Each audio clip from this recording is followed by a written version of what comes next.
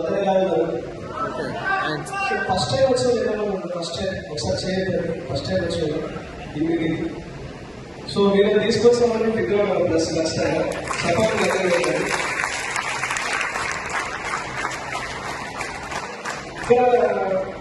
Sir ఇంతసేపు చెప్పినారు కదా, దీపక్ పాటిల్ సార్ గుజరాత్ నుంచి వచ్చినారు, 50 లక్షల అప్పుతో బిజినెస్ స్టార్ట్ చేసాము. నిజంగా ఎంతమంది నమ్మినారు? 50 లక్షలతో అప్పుతో బిజినెస్ స్టార్ట్ చేసి రోజు నెలకు 10 లక్షలు సంపాదించిన ఇష్టం ఎంతమంది?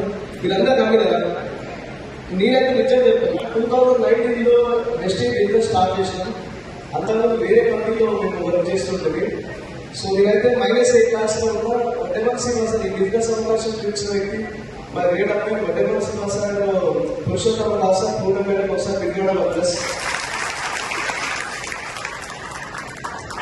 ఇట్లాగే మీటింగ్ 2019లో హైదరాబాద్ లో హర్యానా కలపడంలో జరిగింది. జరిగిన తర్వాత ఆ టైం ఎంత 200 150 200 మధ్యలో టికెట్. ఆ టైంలో డబ్బులు లేవు. దాసా ఒకటే ఫోన్ చేస్తాను, సార్ అదే సార్ మీటింగ్ అంటే శ్రీనివాస సార్ అది దాసా ఫోన్ పడలేకపోతుంది సార్, ఒకసారి అయితే పేరు మా మీటింగ్ అని చెప్పి కూర్చున్నాం. కూర్చున్న తర్వాత 1400 మంది ఉన్నారు ఎంటర్ హాల్లో. ఉన్న తర్వాత వచ్చిన వ్యక్తి స్పీకర్ హిందీ స్పీకర్ అన్నమాట. ఈ రోజు వచ్చినట్టే ఆయన కూడా హిందీ స్పీకర్. వచ్చిన తర్వాత మొత్తం హిందీలో మాట్లాడుతున్నాడు. హిందీలో మొత్తం పూర్తి నెగిటివ్ మైండ్ సెట్ తో పోయాడు. ఇక్కడ ఉన్న వాళ్ళు మ్యాక్సిమం మీకు ఎంతవరకు అప్పులు కూడా ఎంతవరకు అప్పులు మీ అందరికి భయం అవుతుందా లేదా? అప్పులు భయం అవుతుందా లేదా? మీరు భయపడకుండా మీకు ఇచ్చిన భయపడాలి, తిరిగి ఇస్తారు లేదా? సార్ నాకు అట్లాంటి సిచ్యువేషన్ ఉండే. మేము కూర్చున్నాం ఒక పక్కన, నేను శ్రీనివాస్ గారు వడ్డేపల్లి పక్క పక్కన కూర్చున్నప్పుడు ఆయన వచ్చి హిందీలో మొత్తం మాట్లాడతాము. నేనంటే కనీసం 1వ తరగతి 2వ తరగతి హిందీలో చేసినట్టు, కానీ శ్రీనివాస్ గారికి ఆయన రాదు, 0 అన్నమాట. ఏం అర్థం కాదు. ఆ స్పీకర్ మాట్లాడుతుంటే ఈ చెకింగ్లో పెట్టుకొని పూర్వం ఏం చెప్తాను, వేరే కంపెనీ పోయి 30 అప్పు చేసి మొత్తం నెగిటివ్ ఉన్నారు చెప్పేది మాకు ఏం అర్థం కాదు. 30 లక్షలు అన్ని కట్టగా కావాల్సిన నాకు శివులు అంటాడు. అంటే నేను ఒక మాట అన్నా సార్ నీకు హిందీ అర్థం కాదు కదా నేను చెప్పింది, నీకన్నా ఆయన ₹1 కోటి అప్పు చేసి మనం చేసే కంపెనీ అని చెప్పి ఆయన అదే మన వద్ద కట్టగానే కాదు, ఆ స్పీకర్ అయితే పొద్దుగా కావాల్సింది.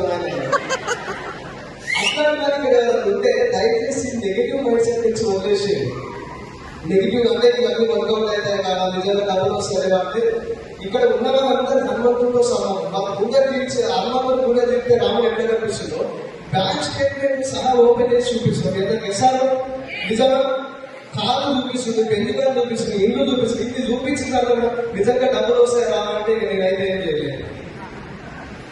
నేను బిజినెస్ కి వచ్చిన తర్వాత వేరే బిజినెస్ చేసినప్పుడు కొన్నిసార్లు అనిపించేది, ఓ డాక్టర్ చూసినప్పుడు డాక్టర్ అయితే బాగుంది, లాయర్ చూస్తే లాయర్ అయితే బాగుంది, ఇంజనీరింగ్ అంటే ఏ ప్రొఫెషన్ కనిపిస్తే ఆ ప్రొఫెషన్ చేస్తే బాగుంది అనిపించింది. మీకు ఈరోజు ఒక చిన్న స్టోరీ చెప్తా. ఈ భూమి మీద 6 కేటగిరీలు ఉన్నాయి. 6 కేటగిరీ.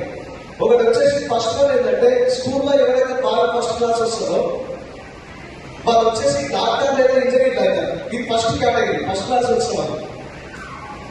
అది ఎక్సైటెడ్ వింటున్నారు కదా.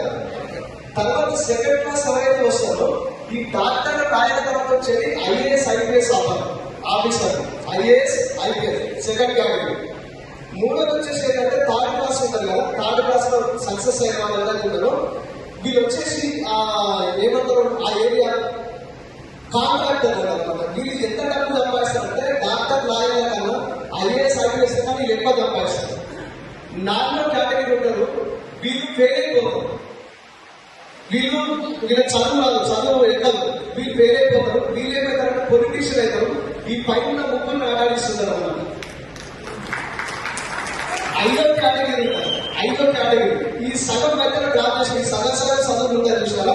ఈ సగం దైవాలు ఏమైతే చెప్పాలి వీళ్ళు వచ్చేసి అండర్గ్రౌండ్ డాక్టర్ అవుతారు అన్నమాట. అండర్గ్రౌండ్ డాక్టర్ ఈ పైన నలుగురు వర్గిస్తుంటారు. పొలిటీషియన్, డాక్టర్లని, లాయర్లు, ఇంజనీర్లు ప్రతి ఒక్కరు వర్గిస్తూ ఉంటారు. ఇంకొకరు ఉంటారు వీళ్ళు కనీసం స్కూల్ మొహం కూడా చూడరు. ఎప్పుడు ఆ స్కూల్ అంటే ఏదో తెలియదు, పొట్టగా అక్షరం రాదు. కానీ వీళ్ళు ఏమంటే చెప్పరా, ఎప్పుడు స్కూల్ మొహం చూడరు. బాబా లేదు ఓ కష్టాలు అంటారు. ఈ పైన 5 మందిని మొత్తం వర్గిస్తూ ఉంటారు. వీళ్ళు వచ్చి కారణం అవుతూ ఉంటారు.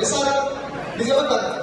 ఇప్పుడు నేను చెప్పిన ఆ కేటగిరీలో నువ్వు డాక్టర్ కావచ్చు, సైంటిస్ట్ కావచ్చు, లాయర్ కావచ్చు, ఇంకేమున్నాయి అండర్ గ్రౌండ్ డాల్ కావచ్చు, ఏదైనా కావచ్చు, బాబా కావచ్చు, ఎంతవరకు పరిమితం? మహా అయితే మీ ఊరు, మీ జిల్లా, మీ రాష్ట్రం, మీ దేశం. ఎసాలు అంత నుంచి పరిమితం, అంత లేదు కదా. ఎసాలు ఒకవేళ ప్రపంచాన్ని వెళ్ళాలంటే ఇప్పటి వరకు భారతదేశం వరకు అంటే ఒక దేశం వరకు మన ప్రపంచాన్ని వెళ్ళాలంటే ఓన్లీ వెస్ట్ మాత్రమే సాధ్యం. వెస్టీజ్ వల్లనే సాధ్యం.